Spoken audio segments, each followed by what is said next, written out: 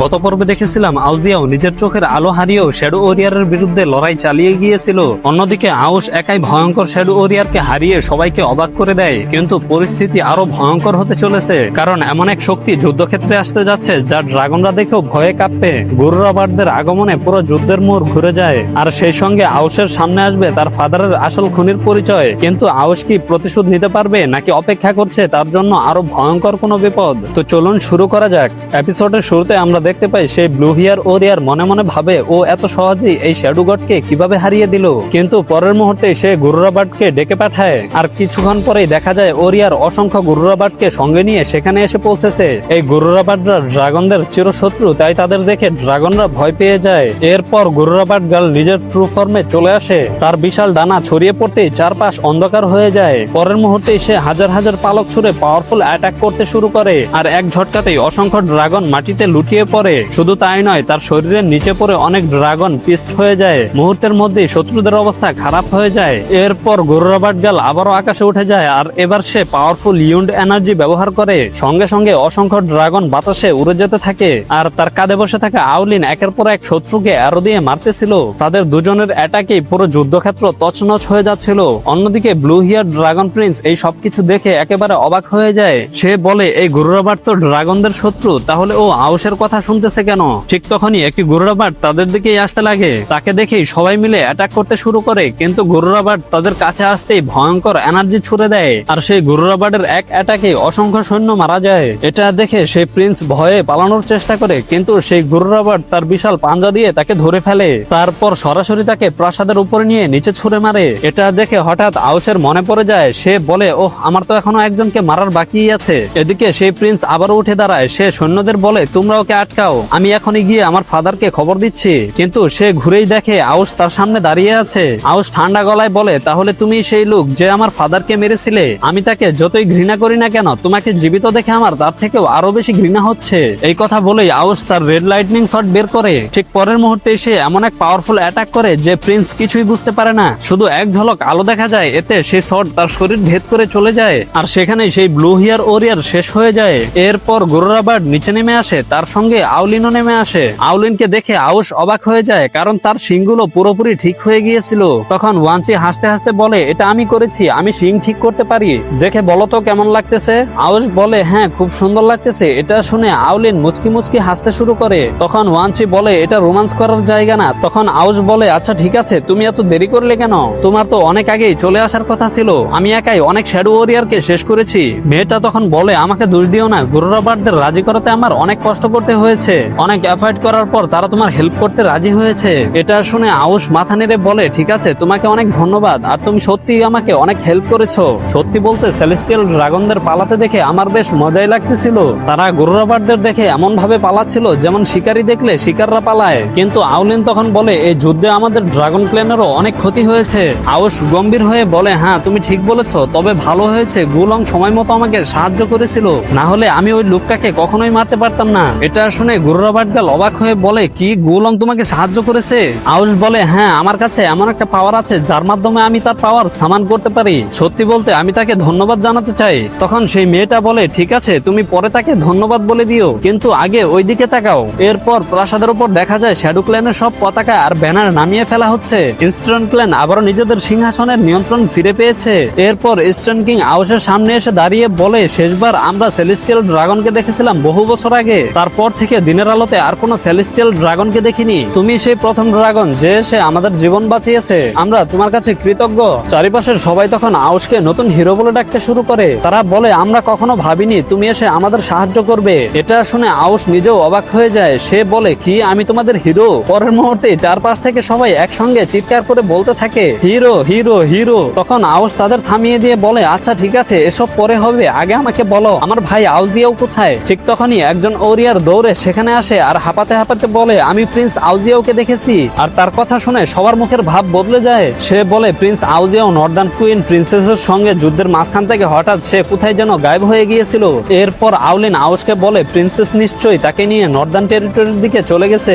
Northern টেরিটরির নাম শুনে আউশের একটু অদ্ভুত লাগে। সে বলে, আচ্ছা ঠিক আছে, তাহলে আমাকে এখন সেখানে যেতে হবে। ঠিক তখনই আউশ পেছন থেকে একটা পরিচিত কণ্ঠ শুনতে পায়। একটা বৃদ্ধ মহিলা বলে, তুমি আবার কোথায় যাচ্ছ? এই কণ্ঠস্বর শুনে আউশ আউশ একেবারে চমকে উঠে। সে দ্রুত পেছনে ঘুরে তাকায় আর সেখানে নিজের গ্র্যানিকে দেখে সে অবাক হয়ে যায়। গ্র্যানি তার কাছে এসে বলে, তুমি এতদিন পর এলে আর এখনই আবার চলে যাচ্ছ, আমাকে একটা হ্যালো পর্যন্ত বললে না। আউশ তখন অবাক হয়ে বলে, গ্র্যানি তুমি এখনো বেঁচে আছো, ওরা তোমাকে মেরে ফেলেনি? এটা শুনে গ্র্যানি তার লাঠি দিয়ে আউশের মাথায় একটা হালকা বাড়ি দেয়। তারপর সে বলে, ওইসব পরে বলবো, আগে এটা পরো, আমি তোমার জন্য একটা নতুন স্কার্ফ বানিয়েছি। এটা বলেই সে নিজের হাতে বানানো স্কার্ফ আউশের মুখে পেঁচিয়ে দেয়। এদিকে ইস্টার্ন কিং এগিয়ে এসে বলে, ওল্ড লেডি আপনি এতদিন কোথায় ছিলেন? শ্যাডোরা কি আপনাকে টর্চার করেনি, আপনাকে আঘাত করেনি? গ্র্যানি শান্তভাবে বলে, আমি তো বসে বসে স্কার্ফ বানাচ্ছিলাম, ওরা প্রায়ই আসতো, সব জায়গায় খোঁজাখুঁজি করতো আর দামি জিনিসপত্রগুলো নিয়ে চলে যেত আর আমাকে সেখানেই রেখে যেত, কারণ ওরা জানতো আমি ওদের কোনো ক্ষতি করতে পারবো না।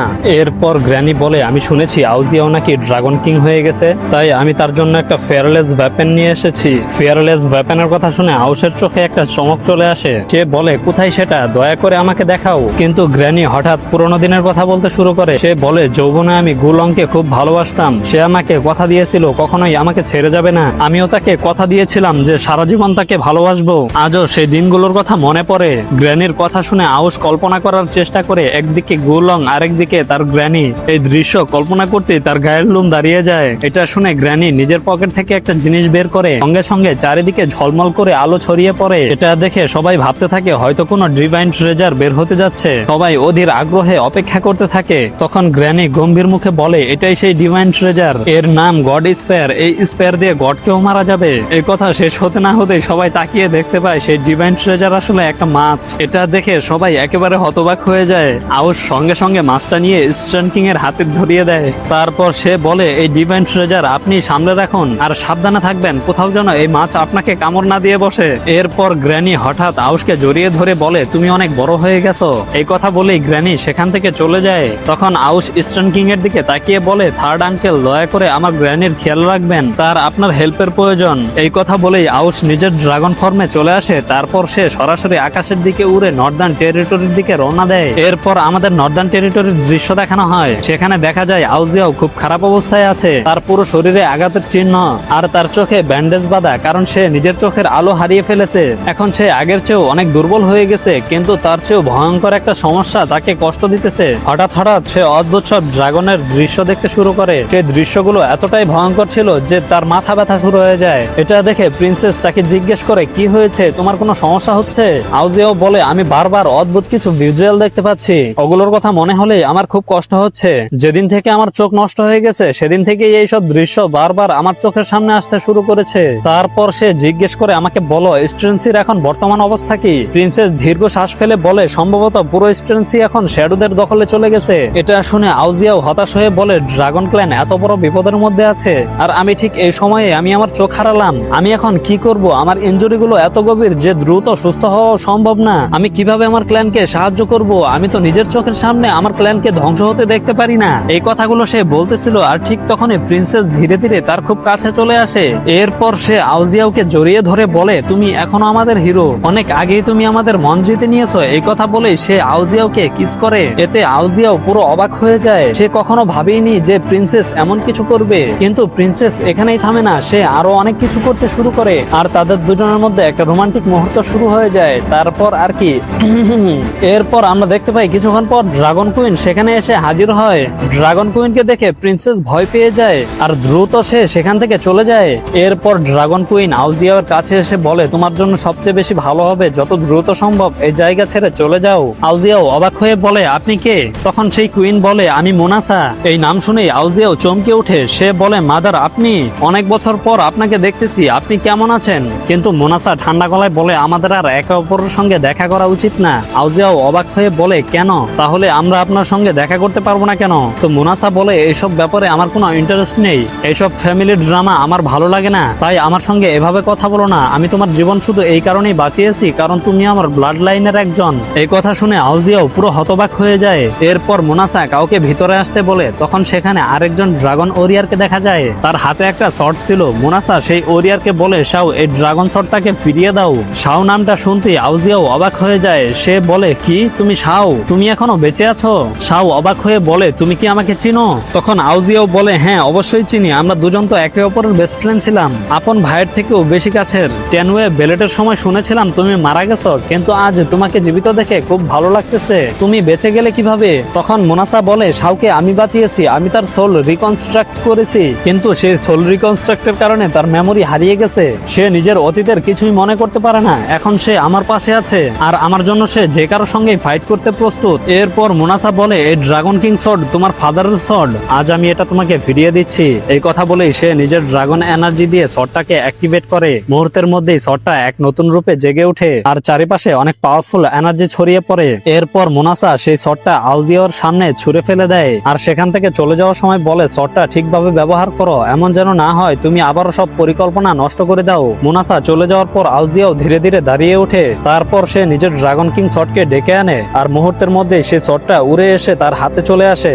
আর তখন দেখা যায় তার ড্রাগন স্পিরিট আগের থেকেও অনেক বেশি পাওয়ারফুল হয়ে গেছে। আর অন্যদিকে আমাদের ওয়েস্টার্ন ড্রাগন প্যালেসের সিন দেখানো হয়। সেখানে শ্যাডো ক্ল্যানের সেই দুই ওরিয়ার এসে রিপোর্ট দেয়, my lord, western dragon king এ যারা রেজিস্ট করেছিল আমরা তাদের সবাইকে শেষ করে দিয়েছি। এই কথা বলার পর তাদের সামনে থাকা একজন ড্রাগন ওরিয়ারের সোল অ্যাবসর্ব করে নেয় আর সেই মৃতদেহটা ছিল ওয়েস্টার্ন ড্রাগন ক্ল্যানের কিং এর। কিন্তু নেজা সেটা দেখে বলে, এই কিং এর সোল তেমন বিশেষ কিছু না, আমাকে ইনস্ট্যান্ট ড্রাগন কিং এর কথা বলো, তার সোল কোথায়? এই কথা শুনে দুইজন ওরিয়ার ভয়ে কাঁপতে শুরু করে। তারা মাথা নিচু করে বলে, মাস্টার দয়া করে আমাদের ক্ষমা করুন, আমরা তাকে ধরতে পারিনি, ইস্টার্ন ড্রাগন কিং আউজিয়াও যুদ্ধক্ষেত্র থেকে পালিয়ে গেছে। এই কথা শুনেই নেজা ভীষণ রেগে যায়। সে সঙ্গে সঙ্গে তাদের উপর এক ভয়ঙ্কর গ্র্যাভিটি প্রেসার ছেড়ে দেয়। মুহূর্তের মধ্যে সেই দুই ওরিয়ার কাঁপতে শুরু করে। তাদের মনে হচ্ছিল যেন শরীরের সব হাড়গোড় ভেঙে যাচ্ছে। তারা ভয়ে কাঁপতে কাঁপতে বলে, মাস্টার দয়া করে আমাদের আরেকটা সুযোগ দিন, এইবার সে পৃথিবীর যেখানেই থাকুক না কেন আমরা তাকে খুঁজে বের করে আনবো, তখন আপনি তার ক্রিমসন ড্রাগন সোল অ্যাবজর্ব করতে পারবেন। এরপর তারা বলে, ওই ওরিয়ার এখন নর্দার্ন টেরিটরিতে আছে, আমরা ইতিমধ্যেই সাউথ ড্রাগনদের সেখানে পাঠিয়ে দিয়েছি, তারা খুব শীঘ্রই সেখানে পৌঁছে যাবে। এটা শোনার পর নেজা সেখানে আরেকজন ওরিয়ারকে ডেকে আনে। তারপর সে বলে, তুমিও এদের সঙ্গে যাও আর এদের সাপোর্ট করো। এরপর আমাদের নর্দার্ন টেরিটরির সিন দেখানো হয়। সেখানে ইতিমধ্যেই একটা বিশাল ড্রাগন আর্মি এসে পৌঁছেছে। সেই আর্মির সংখ্যা ছিল লাখেরও বেশি। তাদের সঙ্গে ছিল ভয়ঙ্কর সব বিস্ট, বিশাল বিশাল ক্যারেজ আর অসংখ্য পাওয়ারফুল ওয়েপেন। এরপর পুরো আর্মি নর্দার্ন প্যালেসের সামনে এসে থেমে যায়। ঠিক তখনই একটা ক্যারেজ সামনে এগিয়ে আসে আর সেই ক্যারেজ থেকে বের হয়ে আসে সাউথ ড্রাগন কিং। তাদের দেখে নর্দার্ন প্রিন্সেস দ্রুত বাহিরে চলে আসে। সে রাগী গলায় বলে, এখানে কি হচ্ছে, তোমরা এখানে কিভাবে চলে এলে? তখন সাউথ কিং হেসে বলে, আমার প্রিয় ভাতিজি, আমি তোমাকে ভালো একটা অ্যাডভাইস দিচ্ছি, তুমিও শ্যাডোদের সঙ্গে হাত মিলিয়ে নাও, তাহলে আমাদের পাওয়ার আরো কয়েক গুণ বেড়ে যাবে, আর যদি না মানো তাহলে মরার জন্য প্রস্তুত হও। এটা শুনে নর্দার্ন প্রিন্সেস ঠান্ডা গলায় বলে, ও তাহলে তুমি এখন শ্যাডোদের কুকুর হয়ে গেছো, এখন তুমি কি চাচ্ছ তোমার মতোই আমরাও তার কথা মতো চলি? এই কথা শুনে সাউথ সি ড্রাগন কিং ভীষণ রেগে যায়। সে চিৎকার করে বলে, ঠিক আছে তাহলে তোমরাও মরার জন্য প্রস্তুত হও। এই কথা বলে সে নিজের আর্মিকে আক্রমণ করার আদেশ দেয়। মুহূর্তের মধ্যেই পুরো আর্মি ঝাঁপিয়ে পড়ে। অসংখ্য ড্রাগন, মনস্টার আর ভয়ঙ্কর সব বিস্ট একসাথে অ্যাটাক করতে শুরু করে। ঠিক তখনই আমাদের একটা ফ্ল্যাশব্যাক দেখানো হয়। সেখানে গুলংকে দেখা যায় সে একটা মেয়ের সঙ্গে সময় কাটাচ্ছিল। মেয়েটা তাকে কিছু খেতে বলতেছিল।